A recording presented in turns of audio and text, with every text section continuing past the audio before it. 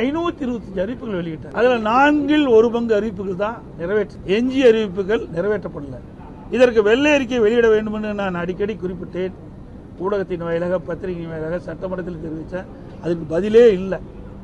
ஆனா முதலமைச்சர், திராவிட முன்னேற்ற கழகத்தில் இருக்கின்ற அமைச்சர்கள் பெரும்பாலானோர் 95% அறிவிப்புகள் நிறைவேற்றப்பட்டதா சொல்றாங்க. அத்தனையும் போய் நீங்க கேட்ட மாதிரி சட்டமன்றத்தில் ஒரு வருடத்திற்கு 100 நாட்கள் சட்டமன்ற நிகழ்ச்சி நடைபெறும் என்று சொன்னாங்க. ஆனா மொத்தமே ஒரு 140 நாள் தான் இருக்குன்னு நான் கருதுறேன். இவ்வளவுதான் 5 வருஷத்துலயும் சேர்த்து இந்த அரசாங்கம் இந்த சட்டமன்ற நிகழ்ச்சி நடத்தி.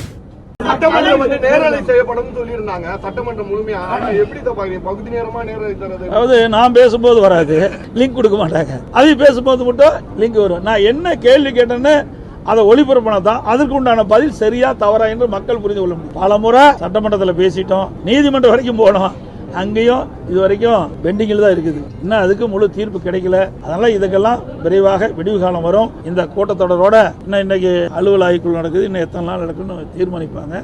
நாட்களோட இந்த ஆட்சிக்கு முடிவு கட்டப்படும். மீண்டும் அனைத்து இந்திய அண்ணா திராவிட முன்னேற்ற கழக தலைமை, தேசிய ஜனநாயக கூட்டணி இணைந்து இன்றைக்கு மிகப்பெரிய வலிமையான கூட்டணி அமைச்சிருக்கிறோம். எங்கள் கூட்டணி நடைபெறுகின்ற சட்டமன்ற பொதுத் தேர்தலில் அதிக இடங்களில் வெற்றி பெற்று அதிமுக ஆட்சி அமைக்கும் என்பதை தெரிவித்து அனைத்து ஊடகங்களுக்கு நன்றி. திரு ஸ்டாலின் ஆட்சிக்கு வந்தவுடன் திரு ரகுராமன் ராஜன் அவர்கள் தலைமையில் நிதி மேலாண்மை குழு அமைத்து மாநில நிதிநிலை சீர் செய்யப்படும் என்று சொன்னாங்க.